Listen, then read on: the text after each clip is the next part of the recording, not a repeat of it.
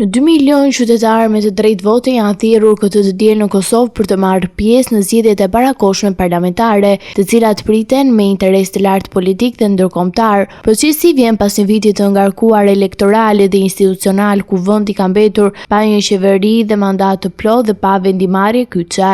Zgjedhjet e 28 dhjetorit janë të tretat brenda këtij viti pas atyre lokale të tetorit dhe parlamentareve të mbajtura në shkurt, të cilat nuk arritën të prodhojnë me shumicë funksionale një situatë të paprecedent që nga shpallja e pavarësisë, e cila i ka kushtuar buxhetit të Kosovës rreth $35 milion dhe ka thelluar pasigurim politike.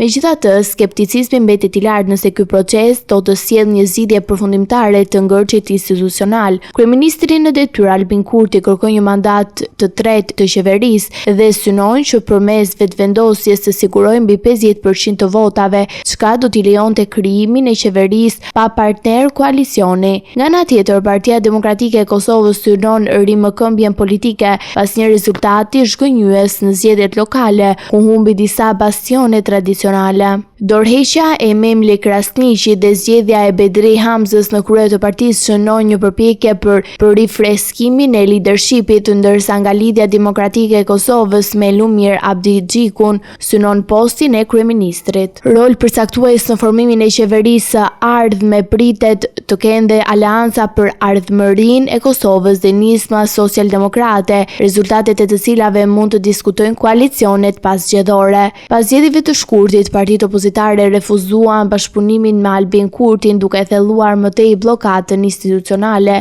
Ngërçi politik do të reflektohet drejt për drejt në ekonomi, pasi mungesa e një shumice parlamentare ka penguar miratimin e buxhetit për vitin e ardhshëm dhe realizimin e projekteve publike. Po ashtu, procesi i integrimit evropian ka mbetur i bllokuar me rreth €900 milion të planit të rritjes së Bashkimit Evropian të ngrirë për Kosovën. Raporti i fundit i progresit vëren mungesë për parimin në reformat kyçe në drejtësinë dhe administratë, ndërsa heqja e plotë e masave ndëshkuese të BE-s mbetet e kushtëzuar nga ulja e tensioneve në veri dhe avancimi i dialogut me Serbinë. Përpasoj, Kosova vazhdon të jetë i vetmi vend në rajon pas statusin e kandidatit për antarësimin dhe Bashkimin Evropian, një realitet që pritet të ndikohet drejt për drejt nga rezultati i këtyre zgjedhjeve.